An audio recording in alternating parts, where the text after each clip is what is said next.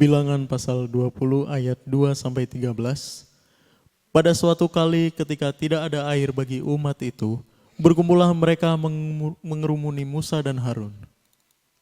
Dan bertengkarlah bangsa itu dengan Musa, katanya, sekiranya kami mati binasa pada waktu saudara-saudara kami mati binasa di hadapan Tuhan.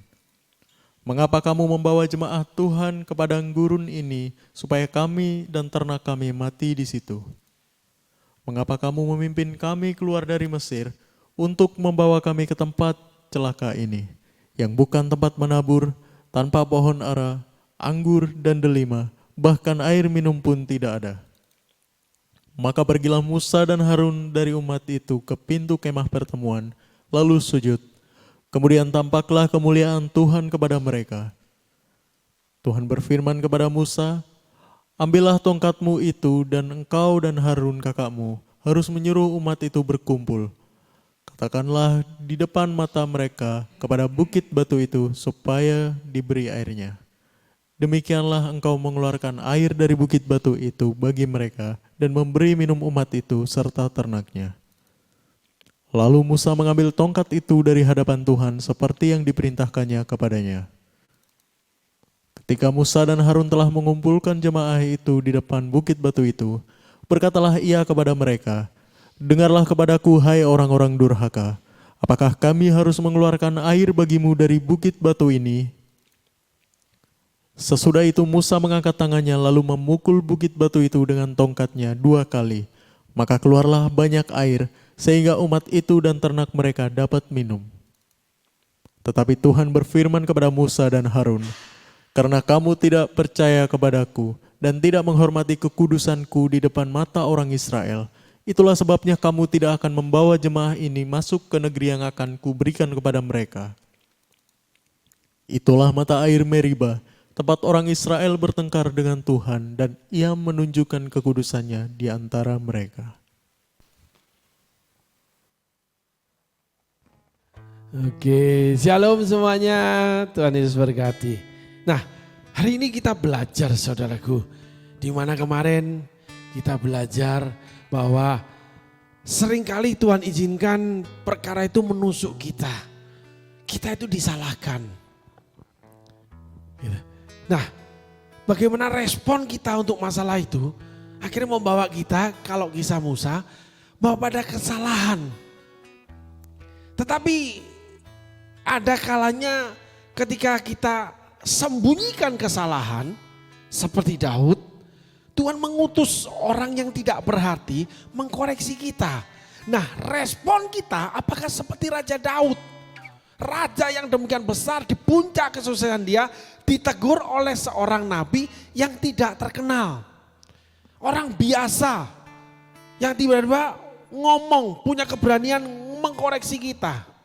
Orang yang tidak kita kenal atau baru kita kenal atau orang lama kita kenal yang siapa sih kamu? Respon Raja Daud mengatakan, aku sudah berdosa pada Tuhan. Iman Raja Daud tidak melihat manusia. Seringkali karena kita menghadapi sesuatu yang lebih besar dari kita, sesuatu yang lebih berarti, sesuatu yang lebih kaya dari kita tidak berani mengkoreksinya. Padahal Tuhan ingin kita koreksi. Itu juga terjadi pada banyak hamba-hamba Tuhan, di mana mengurangi bobot dari khotbah, sharing, konseling untuk quote and quote menghargai supaya orang jangan tersinggung. Sehingga membuat orang itu tidak tahu, tidak mampu terungkap dosa yang kita buat. Bobot pelayanan koreksinya nggak ada. Cuman memberitahu dan nasihat bukan salah. Tapi membuat orang itu tetap terjebak dalam kesalahan. Musa tiba-tiba ditusuk orang Israel. Daud tiba-tiba ditusuk oleh Nabi Nathan. Tapi respon Musa dan Daud itu baik. Musa menerima keputusan Tuhan kalau dia disalahkan. Daud mengakui langsung menyatakan dosanya, aku sudah berdosa kepada Tuhan. Sehingga Mazmur 51 ditulis, hanya kepadamu aku sudah berdosa. Tuhan, aku sudah menyakiti kamu, Tuhan aku salah. Ampuni semua kesombonganku. Daud saat itu sombong. Banyak orang-orang ketika sudah jadi, baik dalam ekonomi, baik pemulihan, baik dalam pelayanan, semuanya. Hidup udah mapan, nyaman, udah hebat, udah bagus. Menyingkirkan koreksi seperti Raja Ahab. Bagaimana Elia diutus, malah Raja Ahab mengejar Elia, mau membunuh Elia. Malah Raja Ahab protes terhadap Elia. Berbeda dengan Raja Daud yang menerima, aku sudah berdosa terhadap Tuhan.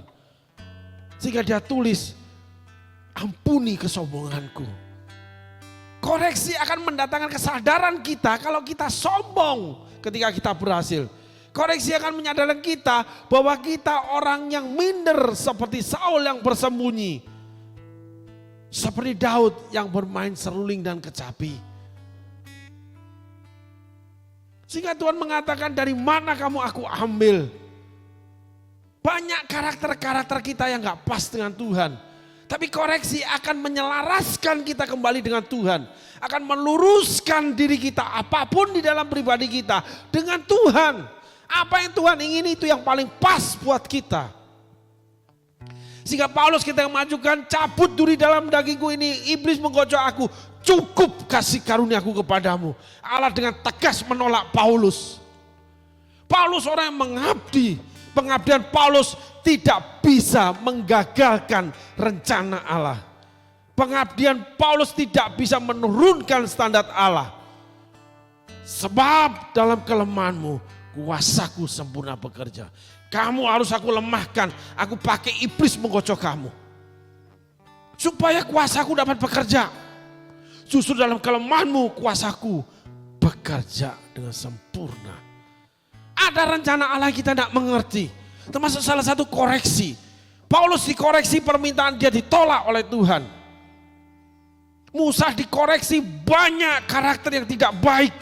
Yang terakhir kita bicara justifikasi. Diawali dengan tidak percaya, tidak menghargai. Dan sebagainya, kita belajar dari kisah ini. Daud orang yang berdosa langsung mengakui dosa. Raja Ahab bahkan menganiaya orang yang diutus untuk mengkoreksi. Seringkali keberhasilan membutakan mata seseorang. Seringkali keberhasilan menganggap diri itu yang sempurna. Seringkali keberhasilan meniadakan memakai Tuhan terhadap orang lain. Bahkan yang paling kecil pun dihina. Kamu siapa? Kamu tidak berhasil seperti saya. Kamu di mana? Ngapain kamu di sana?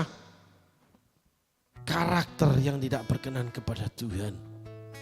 Sehingga Raja Ahab melakukan perampasan terhadap kebun anggur daripada Nabot.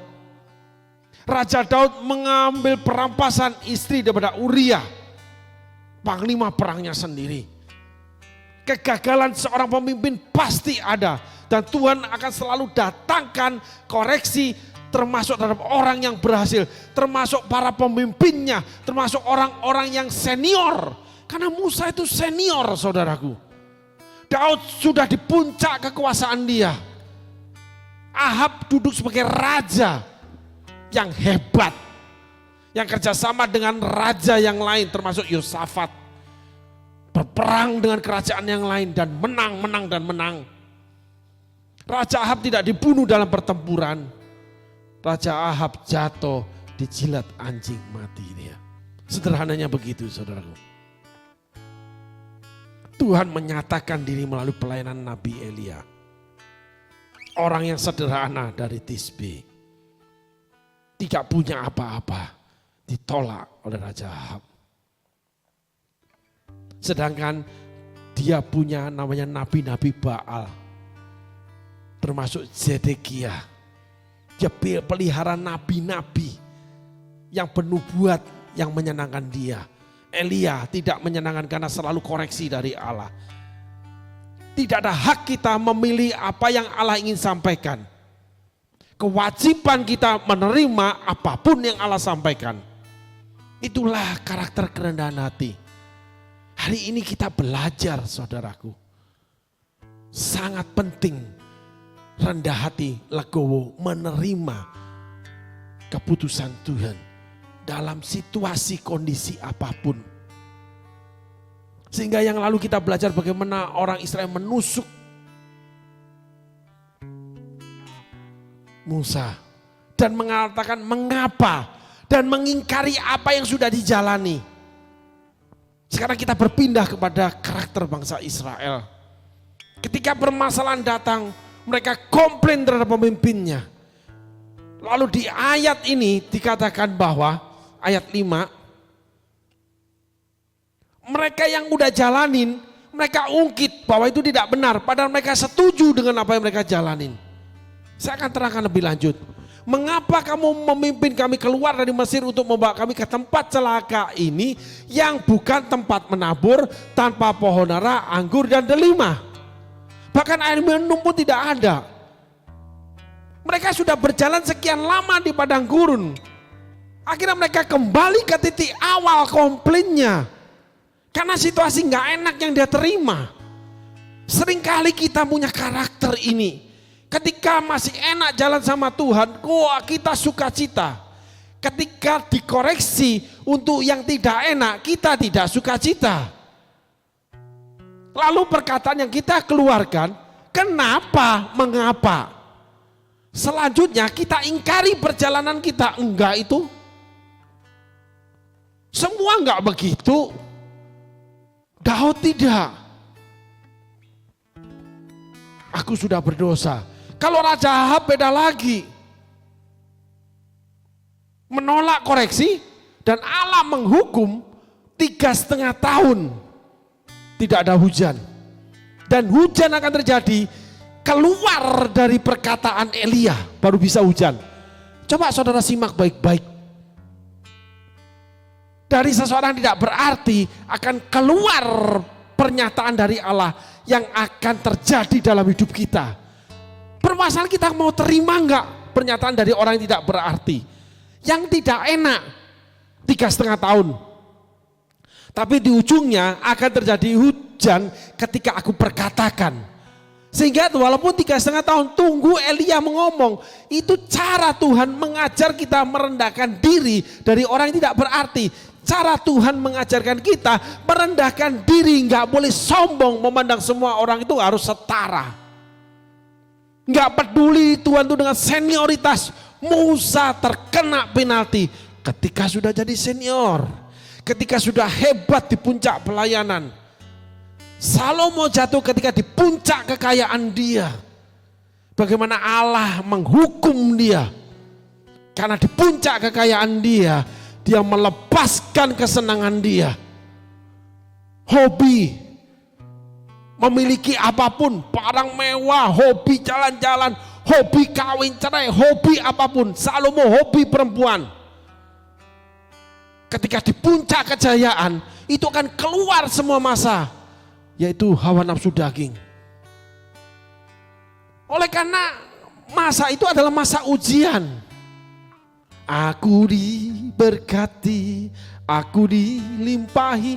Pertanyaannya, membawa kemana berkat itu yang kelimpahan di kamu?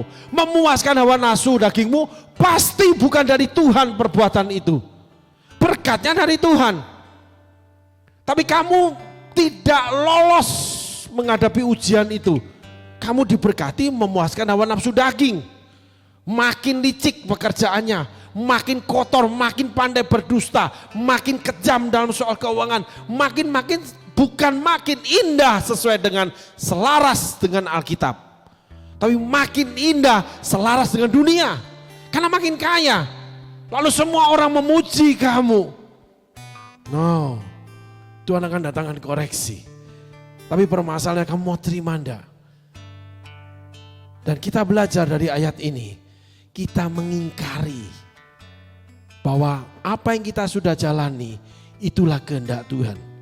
Sehingga ketika kamu memiliki sesuatu, kamu harus melakukan sesuatu sesuai dengan awal kamu mengikut Tuhan hingga akhir. Masalahnya Musa di akhir dianggap tidak percaya dan tidak menghormati Tuhan gara-gara memukul batu ketika diperintah ngomong sama batu untuk keluar air. Standar Tuhan demikian tinggi. Daud gagal dalam kesalahan, tapi mati di dalam kemuliaan dan kekayaan. Saudara baca kisah kematian Daud ditawari. Saul mati dalam kekalahan peperangan, mati bunuh diri. Ahab mati dijilatin anjing darahnya. Mati dengan tragis dan mengenaskan. Seringkali Tuhan penghakiman terjadi, palu diketok ketika di akhir perjalanan kita. Karena kita menyalahgunakan semua yang Tuhan beri. Karena kita tidak mau dikoreksi di tengah perjalanan seperti Daud. Tidak ada yang sempurna. Paulus juga ditolak permintaannya. Karena dia digocok sama setan. Iblis menggocok, aku cabut di dalam daging ini. Cukup kasih karuniaku untukmu. Justru dalam kelemahanmu kuasaku sempurna bekerja.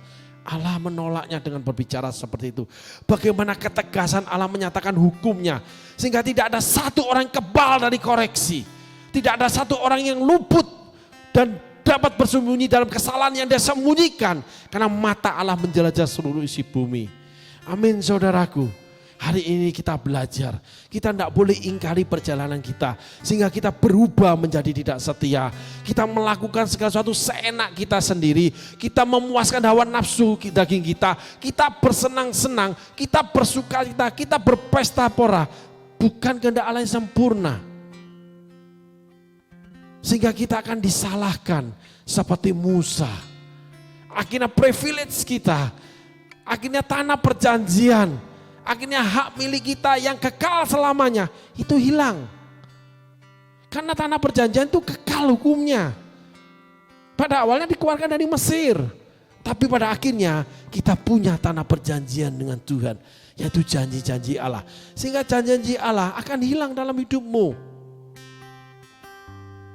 Paulus ketika mengikuti apa yang Allah tetapkan. Dia mengatakan, aku sudah mengakhiri pertandingan iman. Dan saat ini aku menerima mahkota kebenaran. Mahkota saudara yang hilang. Yaitu kemuliaan Allah. Yang menyelubungi saudara, melingkupi saudara. Sehingga saudara cek satu ini. Saya perhatikan ini. Saudara hidup sama dengan orang-orang lain yang tidak mengenal Kristus. Hidup saudara, bisnis saudara, pelayanan, apapun yang saudara bangun dan hidup saudara sama dengan orang-orang dunia yang dikuasai oleh setan. Amin saudaraku. Tuhan Yesus berkati. Terima kasih.